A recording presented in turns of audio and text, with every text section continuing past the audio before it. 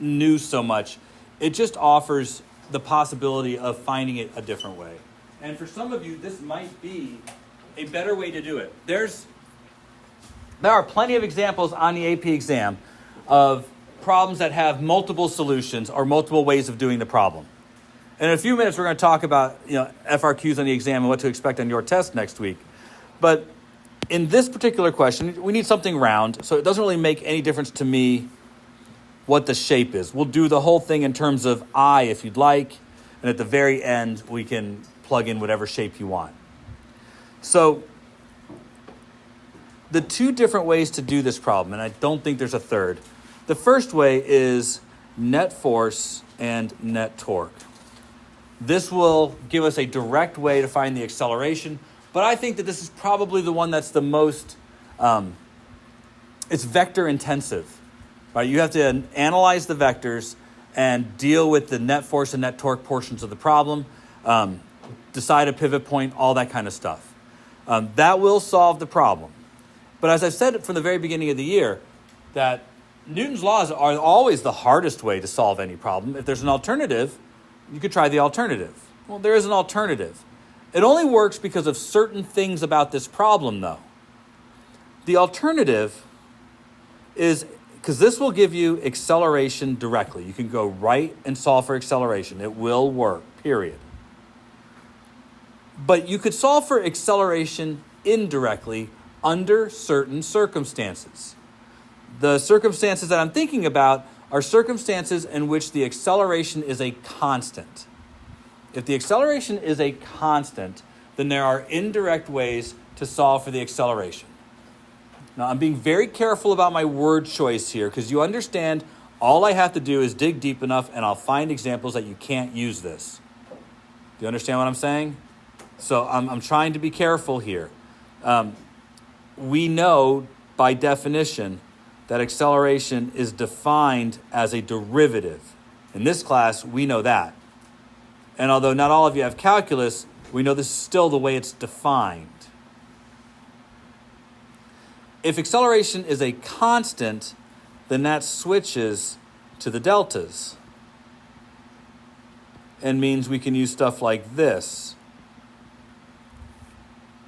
and any other motion equation derived from the idea of a constant acceleration, which I'm thinking would be, in this case, the best one to use, is that one. And the reason I'm bringing this one up is I told you something earlier in the year. This is the work energy theorem. It's hidden in there, but it's there. Do you guys remember that conversation from earlier in the year? I mean, if you don't remember it, divide both sides by 2.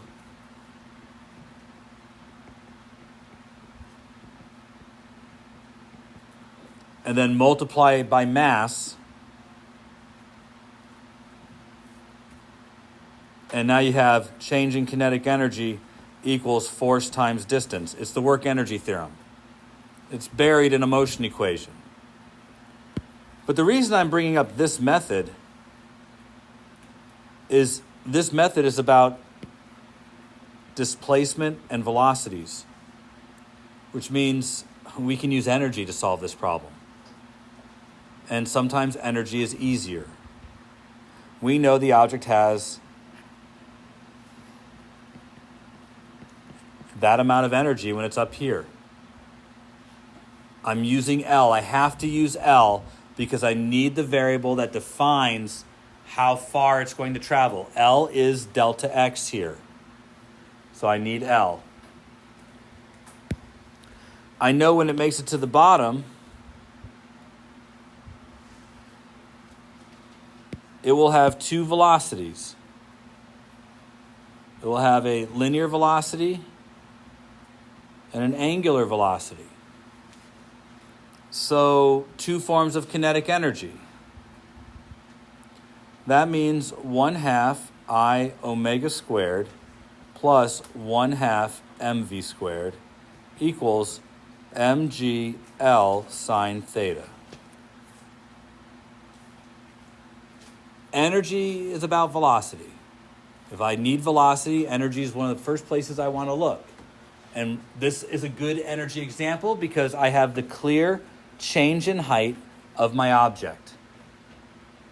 That's why I'm using energy here. Now, even if they didn't give you the height, we're going to find out that height and length will cancel out in this work. You can always create a temporary measurement for height and length because height is always going to be this for any ramp. So even if they don't tell you the parameters of the ramp, you could make them up. Again, we're going to see that L cancels out. And so just be aware, you could use this method and you'll get full credit unless they specifically state that you have to use Newton's laws. And I've only seen that one time across the entire exam. I see it all the time in AP1, but in this class, they let you choose your method. All right, so I do have to do a little bit here to get to an answer. Like I have to ask myself, is it rolling at the bottom? And we already know that that's true from the substance of the problem. So since I know it's rolling, I got to make a substitution here.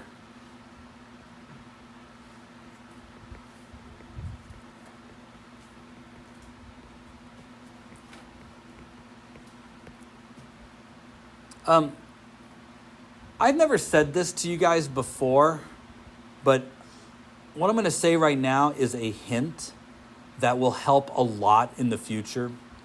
And you might want to put this like someplace where you can highlight it, because I don't think students would think to do this, and I never thought to bring it up.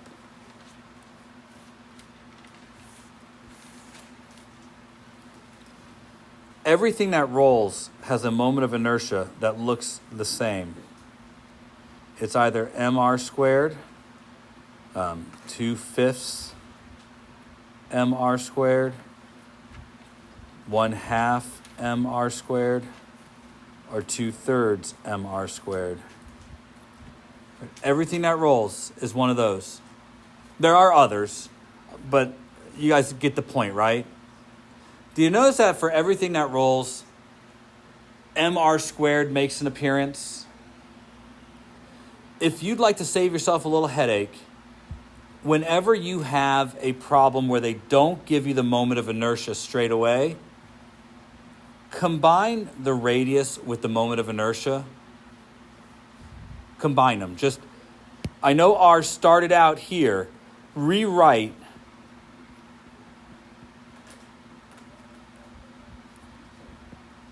so that the moment of inertia captures the r squared. Everything here is about the shape of the object. And it casts the velocity as something separate. More important, that has units of kilograms. And therefore, everything that follows from here means it's part of the inertia. If you're given a shape, the r is going to cancel. But if you're not given a shape, you've captured the r and placed it with something that has to do with the shape. It will save you a ton of algebra in the future if you just combine those right away. Especially for problems that don't tell you what the shape is. And there are plenty out there. Now, I've purposely left the shape out of this, and I'm going to continue to do so, because our next job is to figure out what the final velocity is, and we know the object started from rest. So I'm going to combine these two things and get 1/2 times I r squared plus m times v squared equals mgl sine theta. And I'm going to do something a little unorthodox, but I'm going to solve this for v squared, but leave it as v squared.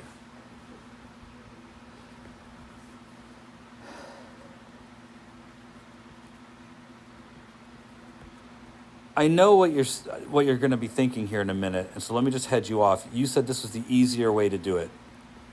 If you had put in the moment of inertia, the m's would have canceled out and the r's would have canceled out, and you just have some number in the denominator. I can prove it if you want to see that. If you put mr squared in right now, do you notice that if you put mr squared in there, the r's canceled out, you'll get 2m in the denominator, and the 2m's would disappear. So it is much easier if you put in a moment of inertia. I am purposely not doing that so that you have all 4 answers when we're done. Do you understand me? I don't know if you do. I'm hoping you do. Because now I have v squared, and we're supposed to find the acceleration. And v squared minus v naught squared equals 2a L. Delta x is L, the length of the ramp. This is 0, and all of that is v squared.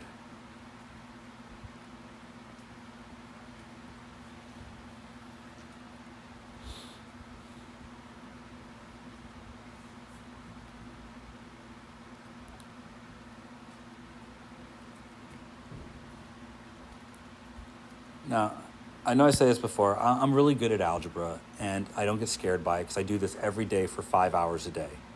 So I understand that this might be more daunting for you, but I'm becoming a little bit numb to that. I mean, I don't always have empathy for stuff like that. I know how to write this in a way that makes sense to me, and I know that might be hard for you. I'm writing it like this on purpose because I know all of this kind of goes together.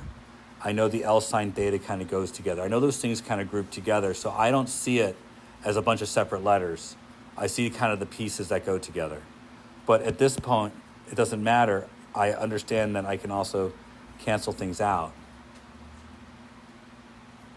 so that I'll be left with the acceleration equals mg sine theta over I over r squared plus m.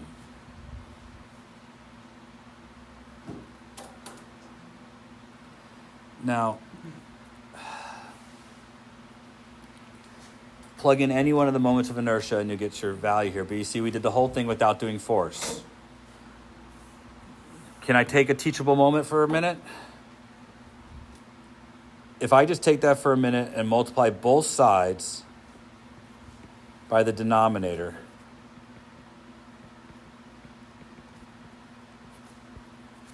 I don't know if you see what this is, but this is the net force. It's just the weight down the ramp, mg sine theta, equals inertia, right? Both parts of the inertia show up here, times the acceleration.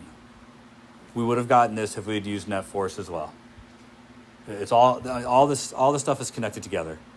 So I leave you with this answer because all you have to do is start plugging into moments of inertia and you'll get the individual accelerations.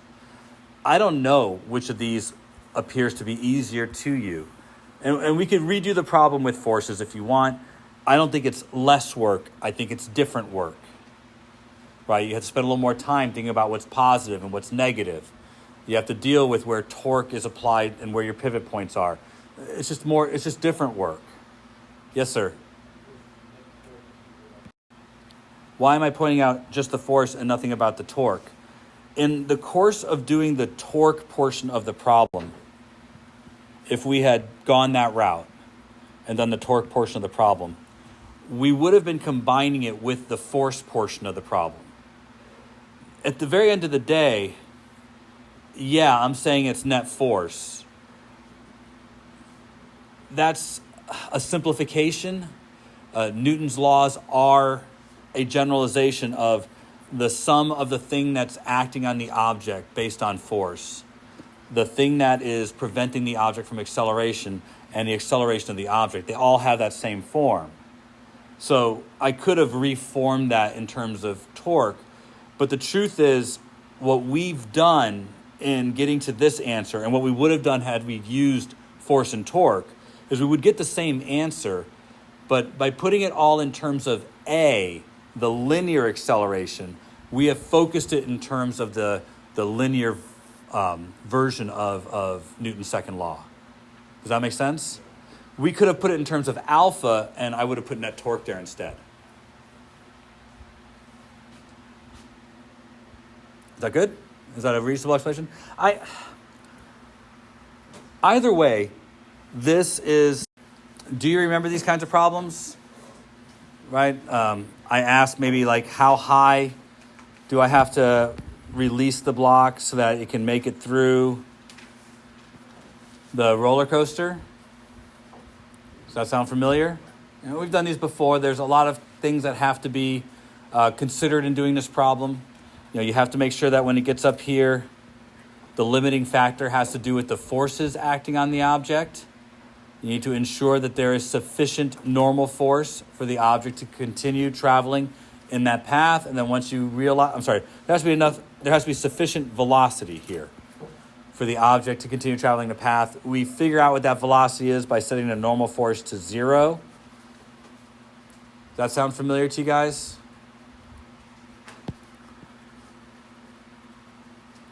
How does this problem change if instead we deal with something that can roll? I should have put this in the homework. Don't know why I didn't. My watch says I should stand up. Fun times. Probably saw all that limping and said, what's wrong? It doesn't matter what we put here. Ring, disc, ball, it doesn't matter. This problem is significantly changed by having something that rolls instead of something that is sliding. Clearly, there's friction in this problem.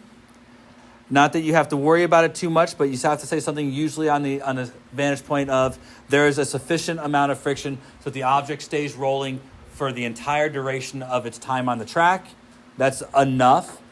Everything else about this problem is exactly the same. Exactly the same. Except that, and this is not even an exception, you have to be aware that when we get to the top here, although the object has gravitational potential energy, it now has 2 forms of kinetic energy. In order to stay in contact with the track, we know it has to have a velocity, and we know that we are going to have some limiting conditions. There's 2 forces acting on it right up until that point. We're going to have mg and n. N. And we're looking at the limiting factor being when, mg plus n equals mv squared over r. Our limiting factor for velocity is when n goes to 0. But to find v, to deal with the velocity this time, we've got 2 forms of kinetic energy. Right? This becomes the conservation of energy problem, where you have to deal with both rotational kinetic energy and translational kinetic energy, where the moment of inertia of the ball is going to determine perhaps how high you have to start the ball. It's not a particularly hard question, but you do understand that it does lend another complication to the problem, right? Another perturbation. If I say it's a ring, then we're talking about having 1/2 I omega squared plus 1/2 mv squared. And you'll still have to, do a substitution.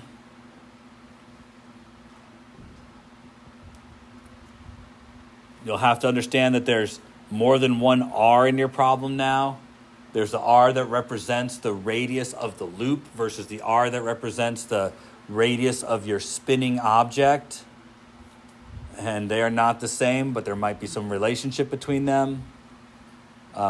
Usually in these problems, they don't talk about the size of the object, so you don't have to worry about dealing with where the center of mass is. They let you use the height of the loop to be 2r, so that you can add mg times 2r as your amount of potential energy.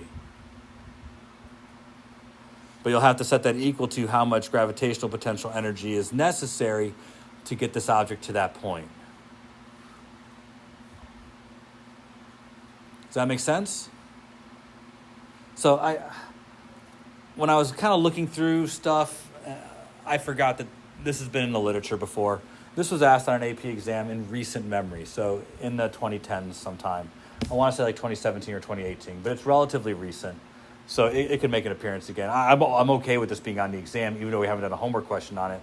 I think we will do a homework question on it after we come back, just so we can get a little practice in on it. But I tried to give you FRQs that were a little bit funkier, mostly to make you kind of think about it. I've given you all the super straightforward ones already. So you understand your homework has in it lots of ones that are relatively straightforward. Your test is a straightforward test. 2 FRQs, 10 multiple choice questions. And it's going to have standard stuff. One's going to focus mostly on conservation of energy. One's going to focus mostly on net torque and net force. So you can imagine one's more Atwood-ish and one's more rolling down a ramp-ish. Does that make sense? And that's kind of what I'm looking at for your test. The multiple choice, the multiple choice is multiple choice. So, any questions about what I'm expecting you to do this weekend? Okay. 5 o'clock Monday, right? You don't have school, but I'm going to be here, so 5 o'clock Monday. Usually in this problem, you're trying to deduce a limiting factor. And that limiting factor has to do with how fast the object has to be traveling at the top of the loop to successfully make it through the whole ride or the whole loop. When we dealt with a friction-free or even a slightly friction environment before, when we made it to this point in the problem, we indicated that the only way the object successfully makes it through the system is if it has sufficient velocity to the side to ensure that this balance is maintained.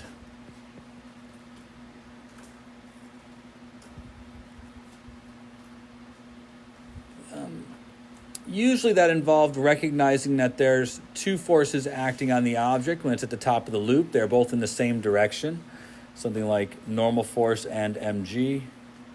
And the limiting factor is the velocity. The limiting factor is the normal force. I said velocity. The normal force, meaning that as the normal force gets smaller, the velocity also gets smaller. The limit is when the normal force goes to 0. That this track can't pull upwards on the box. It can only push downwards on the box. If we want it to travel in circular motion, it has to exceed whatever velocity brings the normal force to 0. Then it will remain in contact with the track the whole time. From there, we have an energy problem. A problem that involves usually finding out how high at the start of the track do you have to start the object so that it will have sufficient energy to make it through the ride at that velocity. We are using force to determine what this velocity is, but recognizing that once we have that velocity, that tells us how much kinetic energy the object has.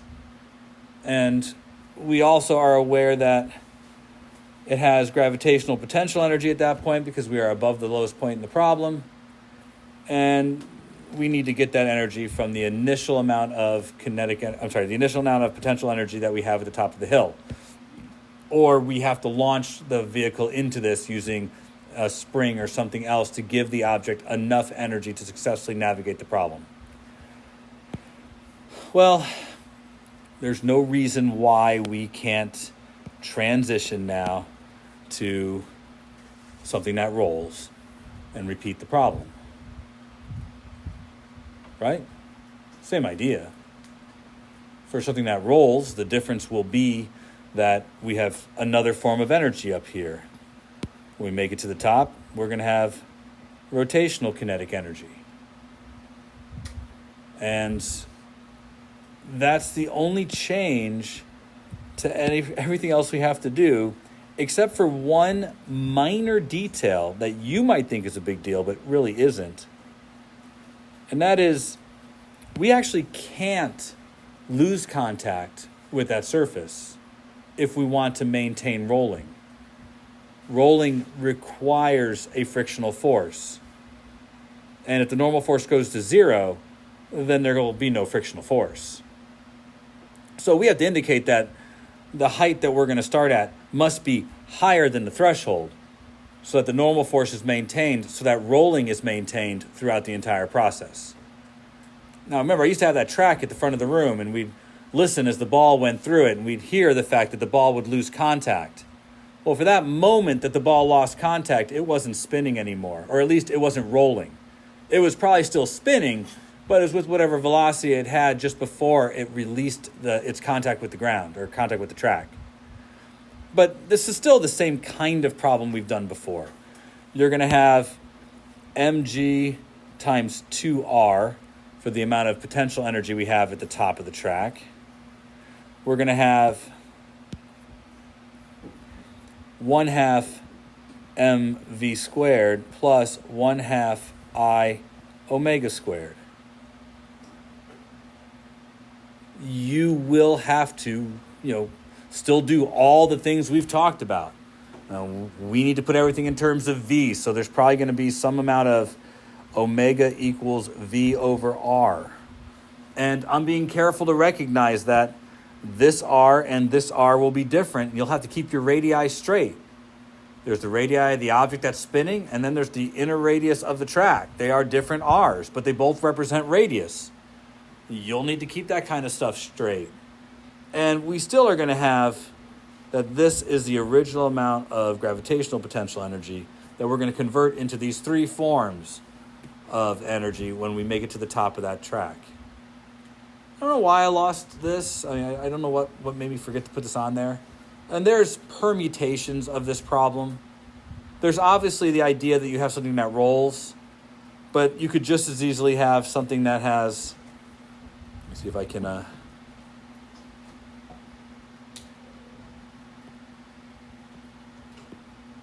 be my friend. There we go. You could just as easily have something like this.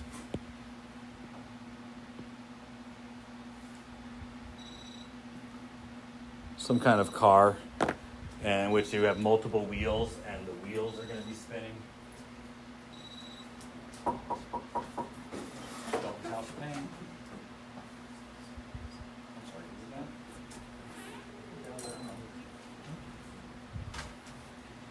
Yep. Can I help you, Yared? I'm glad you're here. Because once the pep rally starts, my door's going to be locked.